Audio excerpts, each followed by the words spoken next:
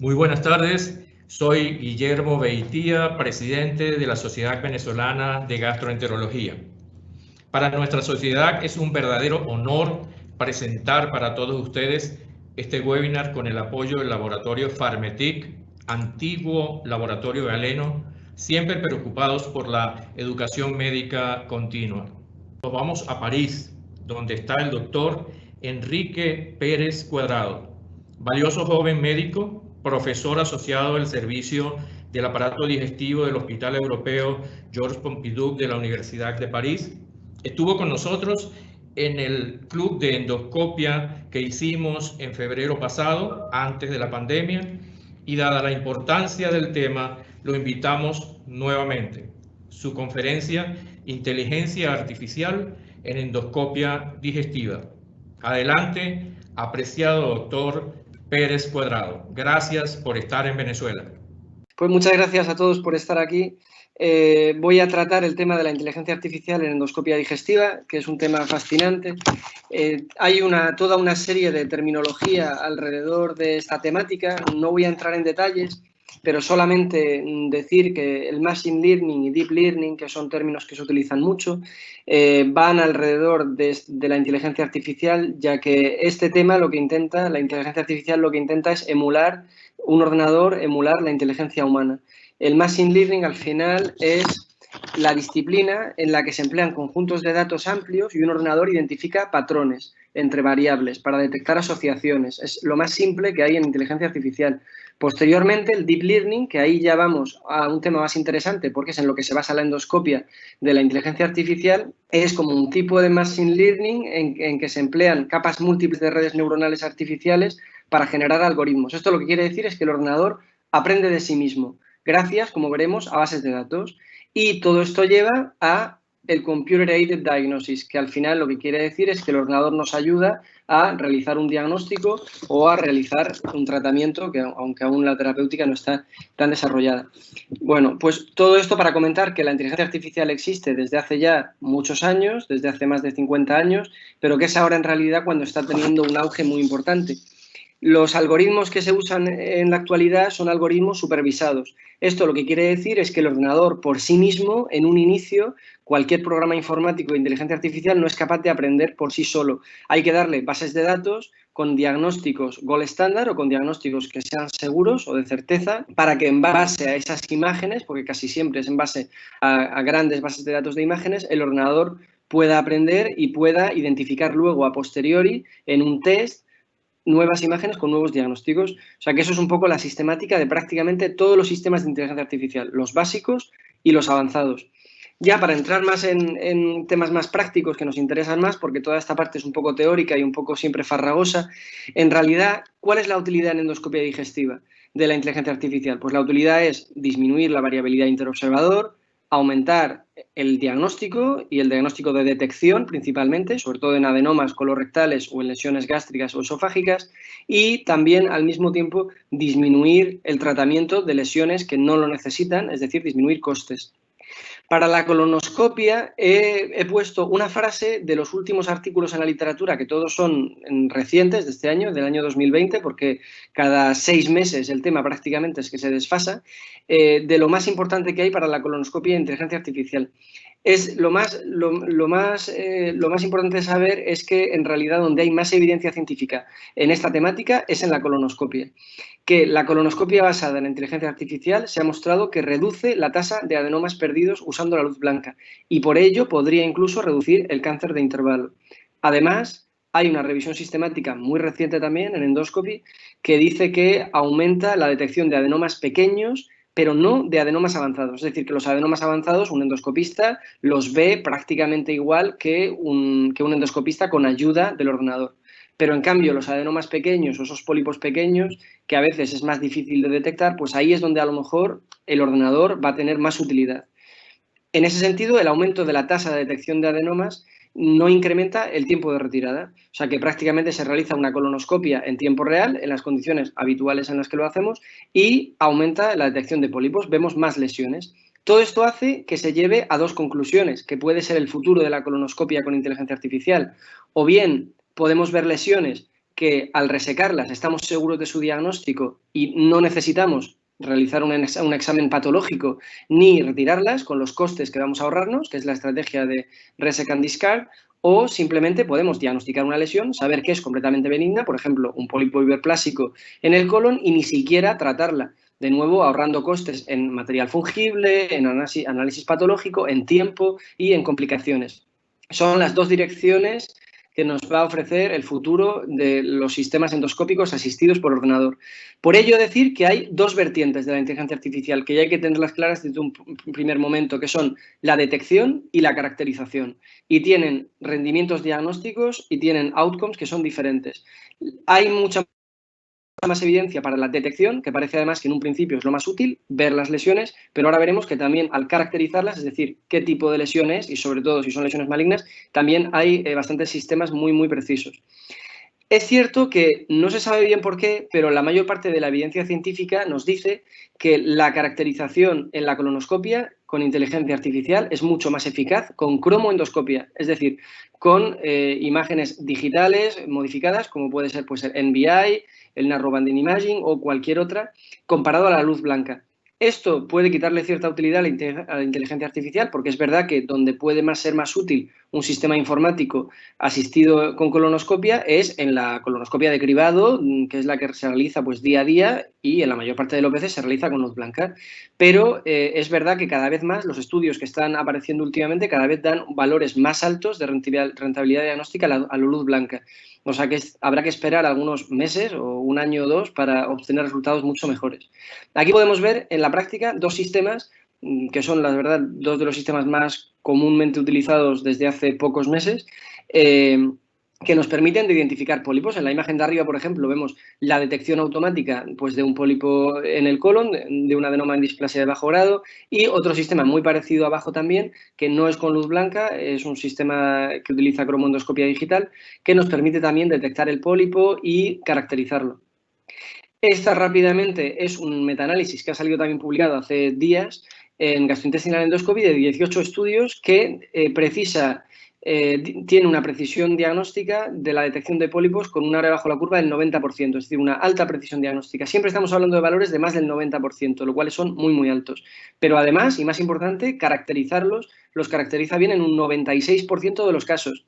Y aquí vamos a un punto que es muy interesante y es que independientemente del algoritmo que se use, porque hemos visto que la inteligencia artificial, aunque lo hemos visto muy rápido, al final es decirle a un ordenador, darle bases de datos para que él aprenda y luego preguntarle con una nueva imagen que él no conoce qué es lo que está viendo. Pues independientemente del algoritmo matemático, del software o de la técnica que se use a nivel de hardware o de software de la máquina, los valores de rendimiento son extremadamente altos. Es decir, que al final lo importante quizá no es tanto el algoritmo matemático, la forma que hemos hecho para enseñarle al ordenador a diagnosticar, sino el utilizar el que sea, porque en realidad todos tienen valores muy buenos, sobre todo en ciertos terrenos donde el endoscopista a veces tiene más dificultad, como en el diagnóstico y caracterización de pólipos diminutos, donde la máquina, el ordenador, tiene un valor predictivo negativo del 95%.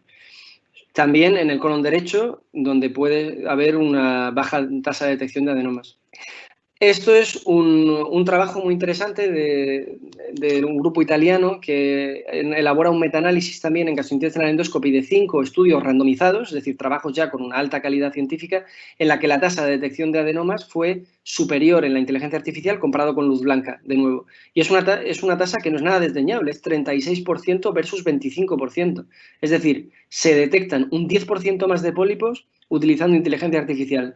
Y esto es válido para endoscopistas expertos, para endoscopistas que están iniciando, para residentes o para, en fin, para casi cualquier nivel de endoscopia, tanto endoscopistas diagnósticos como terapéuticos. O sea que es una herramienta que es muy útil en un amplio abanico de situaciones. Y además, la tasa de detección de adenomas avanzados fue comparable, lo cual es lógico. El cáncer colorectal evidente, los adenomas avanzados, sobre todo aquellos que tienen un gran tamaño, a partir de 2 centímetros, pues un endoscopista va a tener pues, unos resultados diagnósticos muy similares a los de un ordenador. No es el problema a los que nos enfrentamos, sobre todo el problema es los pólipos más pequeños o los pólipos mal situados, etcétera. Esto va abriendo también una serie de limitaciones a esta técnica que van apareciendo conforme la vamos comprendiendo, como son la concordancia interoperador. ¿Es que todos vamos a ver lo mismo al tener este software? Pues bueno, puede ser que no, porque el software es muy bueno detectando pólipos y caracterizándolos, pero si nosotros no le mostramos la imagen durante la colonoscopia de ese pólipo, es decir, pues estamos haciendo una colonoscopia y vamos un poco a ciegas en ese momento, o no la vamos correctamente, o la preparación pues no es adecuada, pues el ordenador no va a detectar tampoco esa lesión. O sea que la concordancia interoperador tampoco está tan clara. También hay pues limitaciones ya más complejas de ciberseguridad, de compartir datos y de heterogeneidades del paciente, porque es verdad que muchas bases de datos para que los software que vamos a utilizar dentro de muy poco tiempo se utilicen, se han hecho en pacientes seleccionados de grupos poblacionales concretos. No está claro que se puedan aplicar a poblaciones de cualquier característica, ¿no? Y también, por supuesto, hay un entrenamiento que es necesario. Cambiando de tema, pasamos a la endoscopia digestiva alta, donde ha habido varias aplicaciones, como son el esófago de Barrett, rápidamente, el cáncer epidermoide esofágico, el cáncer precoz y el Helicobacter pylori. Hay una revisión sistemática y metaanálisis de 23 estudios que analiza la precisión diagnóstica de la técnica en lesiones gástricas, en lesiones de Barrett, en cáncer epidermoide e infección del Helicobacter pylori, con resultados, como podéis ver, muy, muy buenos, de más del 89-90% en casi todos los casos. Y, bueno, hay que decir que los trabajos están basados en series retrospectivas de imágenes, pero dan resultados, la verdad, es que son muy prometedores. Para el esófago de Barrett no solo es importante el diagnóstico, sino también la caracterización y, sobre todo, y esto es una noción nueva de la inteligencia artificial, los límites de la lesión. Y en eso el ordenador puede ser de mucha más ayuda que en lo que es en el diagnóstico, porque muchas veces el diagnóstico del esófago de Barrett de gran tamaño es más fácil de diagnosticar, que es donde el ordenador a lo mejor nos puede ayudar más en la delimitación de las lesiones y de la delimitación de las lesiones neoplásicas o sospechosas dentro de un esófago de Barrett displásico. Y aquí es donde podemos tener una gran ayuda, como podéis ver en las imágenes de arriba. De nuevo, los resultados son buenos con cromoendoscopia. Aquí podemos ver otro estudio también pues, muy reciente que analiza imágenes de esófago de Barrett en 65 pacientes y tiene una precisión para la neoplasia, es decir, ahora hablamos de caracterización, porque en el Barrett es más importante la caracterización que el diagnóstico en este contexto, del 95%. Hay una habilidad de delimitar los márgenes de la lesión a una velocidad compatible con el tiempo real. Y eso también es importante, esta noción, el saber si el ordenador nos puede ayudar al mismo tiempo que nosotros realizamos la endoscopia, o tenemos que quedarnos con una imagen fija durante 2 minutos, o verlo a posteriori y con eso retardar el tratamiento o retrasar en fin, pues la idea que tengamos con nuestro paciente. No, la mayor parte de las veces es muy rápido y en este caso también es en tiempo real. El cáncer epidermoide esofágico pues es otra situación en la que la inteligencia artificial ha demostrado una gran utilidad con valores también muy altos, aunque un poco más bajos para el valor predictivo positivo, la verdad, en las series que hay hasta ahora. Es muy difícil hacerse la idea de los rendimientos diagnósticos o de las performances de la técnica con los estudios en la literatura, porque cada 3 meses es que hay nuevos revisiones sistemáticas, nuevos estudios de mayor calidad con algoritmos mejor diseñados que tienen mejores rendimientos. O sea que en realidad lo que hay que retener es que los valores en general de precisión de la técnica son extremadamente altos, pero no importa tanto pues, si están pues, en 85 o en 95, porque en realidad es una técnica nueva y probablemente veremos valores mucho mejores en pocos meses. Aquí podemos ver también situaciones en las que la inteligencia artificial se equivoca, porque no siempre da con un diagnóstico positivo. Al igual que para el ojo humano, es difícil para el ordenador a veces diferenciar las zonas fibrosas, diferenciar las cicatrices y diferenciar los cambios de color muy bruscos, como por ejemplo pues el negro, sobre todo en la cavidad esofágica, en el lumen esofágico. Por eso le ayuda a veces la cromoendoscopia, precisamente. Y podemos tener falsos negativos y falsos positivos. Y esto hay que también considerarlo que no es infalible y puede tener falsos negativos o positivos en situaciones incluso que para el ojo de un endoscopista son evidentes.